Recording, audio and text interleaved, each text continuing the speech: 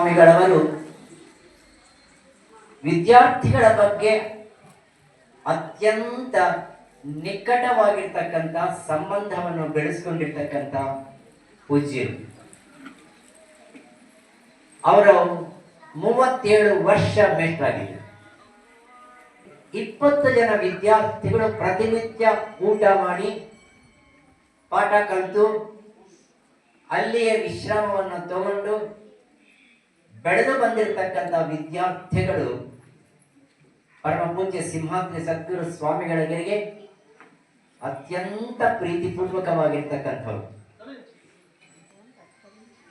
ಅದೇ ರೀತಿಯಾಗಿ ವಿದ್ಯಾರ್ಥಿಗಳಿಗೆ ಎಲ್ಲಾದರೂ ಕಷ್ಟ ಆಗಲಿ ಸಹಾಯಕವಾಗಿ ಅವರ ಮುಂದೆ ಬಂದು ಅವರಿಗೆ ವಿದ್ಯಾರ್ಥಿ ವೇತನ, ವಿದ್ಯಾಭ್ಯಾಸಕ್ಕೆ ಬೇಕಾಗಿರ್ತಕ್ಕಂಥ ಪುಸ್ತಕಗಳನ್ನು ಕೊಡೋದಾಗಲಿ, ಹೈಯರ್ ಎಜುಕೇಶನ್ಗೆ ಬೇಕಾಗಿರ್ತಕ್ಕಂಥ ಧನ ಸಹಾಯ, ಅವರೇ ಆಗಿರ್ತಕ್ಕಂಥ ರೀತಿಯಲ್ಲಿ ಮಾಡುವ ಒಳ್ಳೆ ಸಂಸ್ಕಾರವನ್ನು ಹೊಂದಿರತಕ್ಕಂಥ ಉಪಾಧ್ಯಾಯ.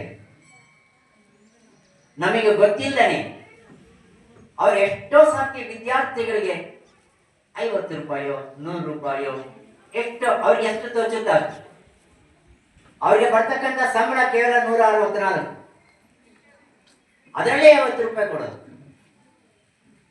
ಯಾರನ್ನ ವಿದ್ಯಾರ್ಥಿಗಳಿಗೆ ನಮಗೆ ಊಟ ಇಲ್ಲ ಅಂದ್ರೆ ಇವತ್ತು ನಮ್ಮನೆ ಊಟ ಮಾಡೋ, ನಾಳೆ ಇನ್ನೊಬ್ಬ ಮೇಷ್ಟ್ರ ಕೇಳ್ತೀನಿ ಅವನ ಹತ್ರಕ್ಕೆ ಹೋಗಿ ಊಟ ಮಾಡು. ವಾರದ ಅನ್ನ ಊಟ ಮಾಡಿ ಬೆಳೆದಿರ್ತಕ್ಕಂಥ ವಿದ್ಯಾರ್ಥಿಗಳು 100s ಆಗಿದೆ. 2ನೇ ಕ್ಲಾಸ್ ಅವರಿಗೆ ಸಂಸ್ಕೃತ ಬರ್ತಾ ಇತ್ತು, ಕನ್ನಡ ಬರ್ತಾ ಇತ್ತು, ತೆಲುಗು ಕಲ್ತರು, ಇಂಗ್ಲಿಷ್ ಕಲ್ತರು. ಇಷ್ಟು ಭಾಷೆಗಳು ಕಲಿತು ಹಿಂದಿನಲ್ಲಿ ಪ್ರವೀಣ ಮಾಡು. ಓದಿದ 2ನೇ ಕ್ಲಾಸು.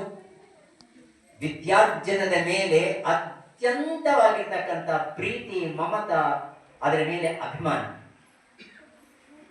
ಆದ ಕಾರಣನೇ ವಿದ್ಯಾರ್ಥಿಗಳು ವಿದ್ಯಾರ್ಥಿ ಪ್ರತಿಭೆಗೆ ಮನ್ನಣೆ ಕೊಡ್ತಕ್ಕಂಥ ಒಂದು ಸಂಸ್ಕಾರ ಈ ಉತ್ತಮವಾಗಿರ್ತಕ್ಕಂಥ ಆದರ್ಶ ಗೃಹಸ್ಥರಿಗೆ ಬಂದಿದೆ. ಇದ್ದು ನಿಮಗೆ ಯಾವ ಆನ್ಸರ್ಸ್ ಬಂದಿದೆಯೋ ಆ ಕ್ವಶನ್ ಪೇಪರೇ ಬಂದಿದೆ. ನಿಮಗೆ ನೀವು ಚೆನ್ನಾಗಿ ಬರೆದಿದ್ದೀರಾ, ಅಂಕಗಳು ಗಳಿಸಿದ್ದೀರಾ. ಇದು ಒಂದು ಭಾಗ. ವಿದ್ಯಾ ದದಾತಿ ವಿನಯಂ